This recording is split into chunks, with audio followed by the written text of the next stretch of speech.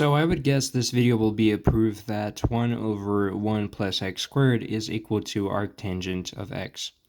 Here's what we are going to do to prove it. We have our right triangle. Here's right angle. Here's angle theta. I'm setting my adjacent side to be 1 and my opposite side to be x. We know that from the Pythagorean theorem, 1 squared plus x squared over the square root is going to be the hypotenuse. From here, I can basically take the tangent of theta, and tangent of theta is going to be opposite over adjacent, which is x over 1. So tangent of theta is equal to x over 1. Now I'm going to differentiate both sides of this equation, which is going to be secant squared theta d theta for our tangent theta, and for our x, it's going to be 1 dx. Okay, so we have this part here. Now I want to now focus on our hypotenuse. So 1 squared plus x squared all over the square root. From here, I can see that I can replace this x with tangent of theta, because x is equal to tangent of theta. So let's actually do that right now. 1 squared plus tangent. Notice that our tangent becomes squared. Tangent squared theta, and all under the square root. So the next thing I want to do is to basically analyze, the trig identities. So we have sine squared of theta plus cosine squared theta is equal to 1.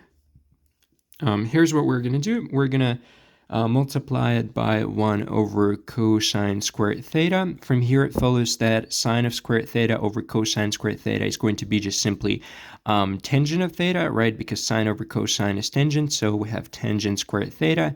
Then cosine squared theta over cosine squared theta will be just 1, and 1 over cosine squared theta will be just secant squared theta.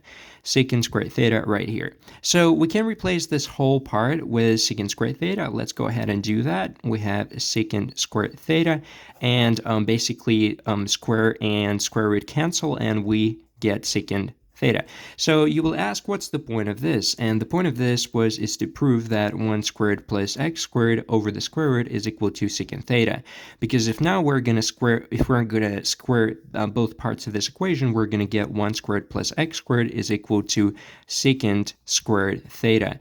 And as you can see, 1 squared plus x squared is identical to 1 plus x squared. Therefore, what I'm going to do right now is to replace my 1 plus x squared with secant squared theta. So we have integral of 1 over secant squared theta.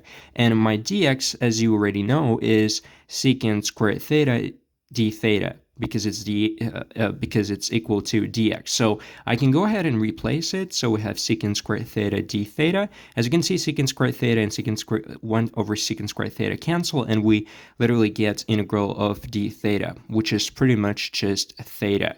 And so what is our theta really here? So if we're going to take the arctangent of our tangent theta and of our x, we are going to get arctangent of theta. Again, I'm basically taking arctangent of the both sides of this equation, and this is equal to arctangent. I'm going to use different notations here, just to -1 power of x, and this arctangent and tangent cancel out, and basically what we're left off with is arctangent of x, and therefore we can conclude here that the integral of 1 over 1 plus x squared is indeed arctangent of x. And of course, plus c. And if you want to get a little bit of notation here, c belongs to all real numbers. I hope this was helpful.